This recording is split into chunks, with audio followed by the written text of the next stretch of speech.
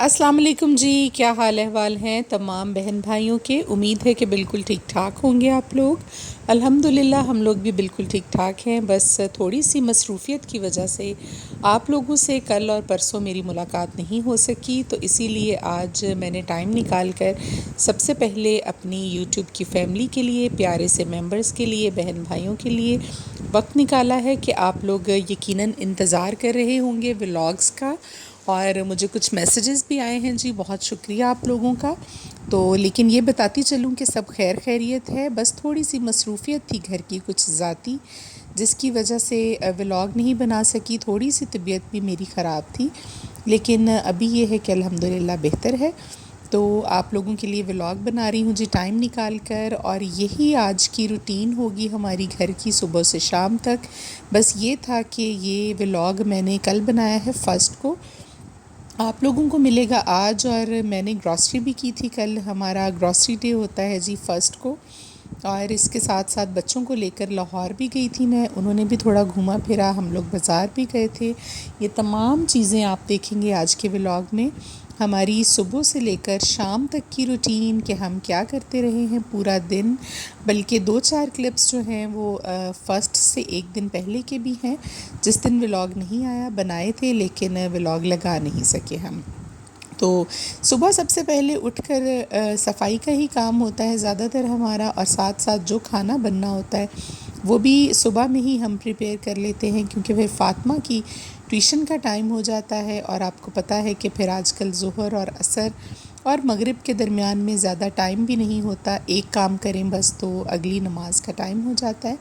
तो इसीलिए खाना हम जो है वो टाइम से बना लेते हैं। आज बन रहा था जी पालक गोश्त, और इसके साथ अलग से मटन भी बनाया था थोड़ा सा, क्योंकि फ़ातिमा जो है वो सब्ज़ी के साथ मटन नहीं खाती, तो उसके लिए फिर अलग से हमें सालन बनाना पड़ा। साथ साथ हमारे कपड़े धुल रहे थे, घर की बेडशीट्स चेंज की हमने, और जितने भी कपड़े थे वो सारे फिर हमने मशीन लगाकर इसमें धो लिए थे।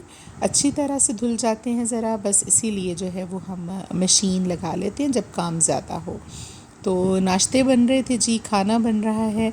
और आज के व्लॉग में आपको मैं बताने जा रही हूँ, पहला मुहर्रम आ रहा है माशाल्लाह से, 7 या 8 तारीख़ को है, मेरे ख़्याल में 8 को है, 8 जुलाई को। तो इसके लिए मैं आपको एक बहुत अच्छा वजीफ़ा बताऊंगी, क्योंकि साल में मुहर्रम आपको पता है कि एक मरतबा ही आते हैं। और इस वजीफ़ा के बारे में हदीस से नबवी सल्लल्लाहु अलैहि वसल्लम में है, हदीस शरीफ के मुताबिक है कि अगर आप पहले मुहर्रम की रात, यानी कि जब सुबह पहला मुहर्रम हो, चाँद नज़र आ जाए रात को, उसी रात आपने ये अमल करना है इशा की नमाज के बाद। और बहुत ही छोटा सा अमल है, एक ही दिन का है, और ये जब आप करते हैं तो पूरे साल के लिए अल्लाह ताला फ़रिश्तों को आपकी मदद के लिए मामूर कर देते हैं कि पूरा साल आपको जब भी कोई हाजत होगी, कोई मुश्किल होगी, कोई परेशानी होगी, तो उसमें फ़रिश्तों की ख़ास मदद आप लोगों के लिए आएगी अल्लाह के हुक्म से। और इसके साथ ये है कि अल्लाह ताला की, अगर दूसरी जगह पर ये फ़रमाया गया कि अल्लाह अगर आपसे नाराज़ है किसी वजह से, अल्लाह ताला की कोई नाराज़गी है आपके साथ, तो ये अल्लाह को मनाने के लिए भी, अल्लाह की ख़ास मदद और चाहत हासिल करने के लिए भी इस अमल को आप कर लीजिएगा। क्योंकि जिस सूरत के बारे में मैं आपको बताने लगी हूँ, पूरे कुरान मजीद का जो आप समझ लें निचोड़ है, और हमारी नमाज का जो एक लाज़मी जुज़ है वो ये सूरत है। और सूरह है जी ये सूरह फ़ातिहा, जो कि बहुत ज़्यादा अहमियत की हामिल है, और इसके बग़ैर हमारी नमाज जो है वो नहीं होती। और रह गई बात जी मुहर्रमुल हराम की, तो बहुत ही अकीदत वाला महीना है ये, कुछ सोग का महीना भी है, परेशानी का महीना भी है। हम लोग अकीदत अपनी जो है वो शो करते हैं शुहदाए करबला के लिए, अल्लाह ताला उनके दर्जात बुलंद फ़रमाए, और यकीनन इंशाअल्लाह अल्लाह फ़रमाएगा, क्योंकि दीन हक़ की खातिर उन लोगों ने अपना सर कटवा दिया, अपने आप को ख़त्म करवा लिया, लेकिन अल्लाह ताला के बताए हुए दीन से एक कदम भी पीछे वो नहीं हटे। और ये हम लोगों के लिए ایک مثال ہے پورے اسلام، عالم اسلام کے لیے اور رہتی دنیا تک ان کی یہ جو ان کا مرتبہ ہے وہ انشاءاللہ ایسے ہی رہے گا۔ اور یہ ہے کہ ان کے لیے زیادہ سے زیادہ آپ اس مہینے میں پڑھ کر ان کی روحوں کو بخش دیجئے۔ ان کے لیے اگر آپ کوئی نظر نیاز دیتے ہیں، کوئی صدقہ خیرات کرتے ہیں تو انشاءاللہ ضرور وہ اللہ تعالیٰ ان کے پاس پہنچائیں گے، اللہ کی بارگاہ میں چلا جائے گا آپ کی طرف سے۔ تو آپ ضرور جتنا کر سکتے ہوں قرآن خوانی کیجئے اور کوئی صدقہ خیرات ان کا نام کا ان کے آپ ضرور کر دیجئے، اور اللہ تعالیٰ اس پاک محرم کے مہینے کے صدقے کر کے ہم تمام لوگوں کی مشکلات، پریشانیاں، بیماریاں، ہم پر سے تنگ دستی، مصیبت، جو بھی ایشوز ہیں وہ ختم کر دے، اور جس کی جو حاجت ہے اللہ اس کو اپنی بارگاہ میں قبول فرمائے۔ تو یہ عمل ہے جی چھوٹا سا، میں آپ کو بتائے جاتی ہوں ساتھ ساتھ ہی، اور یہ ہے کہ جی جب چاند نظر آ جائے محرم کا اور صبح پہلا محرم ہو، اسی رات جب چاند نظر آ جائے اور اعلان ہو جائے کہ جی محرم کا چاند نظر آ گیا، تو آپ نے کیا کرنا ہے جی، آپ نے عشاء کی نماز ادا کرنی ہے پوری تسلی کے ساتھ اکیلے میں بیٹھ کر۔ اس کے بعد آپ نے 2 رکعت نماز نفل پڑھنی ہے۔ نماز نفل اس طرح سے پڑھنی ہے کہ پہلی رکعت میں دونوں مرتبہ ہی آپ پڑھیں گے سورہ فاتحہ، اور اس کے بعد آپ 7 مرتبہ پڑھیں گے انا انزلنا فی لیلۃ القدر والی صورت۔ دوسری رکعت میں بھی اسی طرح سے آپ پڑھیں گے سورہ فاتحہ پہلے 1 مرتبہ، اور اس کے بعد آپ 7 مرتبہ پڑھیں گے قل هو اللہ احد والی صورت۔ ٹھیک ہے، یہاں تک بات کلیئر ہو گئی۔ 2 رکعت نماز نفل آپ نے پڑھنی ہے۔ پہلی رکعت میں سورہ فاتحہ کے بعد 7 مرتبہ انا انزلنا فی لیلۃ القدر والی صورت۔ اس کے بعد دوسری رکعت میں آپ نے الحمدللہ کے بعد سورہ فاتحہ کے بعد پڑھنا ہے 7 مرتبہ قل هو اللہ احد والی صورت۔ دوسری رکعت کے بعد جب آپ پڑھ چکے ہوں تو آپ سلام پھیر لیجئے، اور اس کے بعد آخر میں جب آپ سلام پھیر چکے ہوں، آپ کے 2 نفل مکمل ہو چکے ہوں، تو آپ نے سجدہ کرنا ہے جی اللہ تعالیٰ کے حضور، ایک اللہ اکبر کہہ کر سادہ ایک سجدہ، اور اس سجدے میں آپ نے پڑھنا ہے جی 11 مرتبہ سورہ فاتحہ۔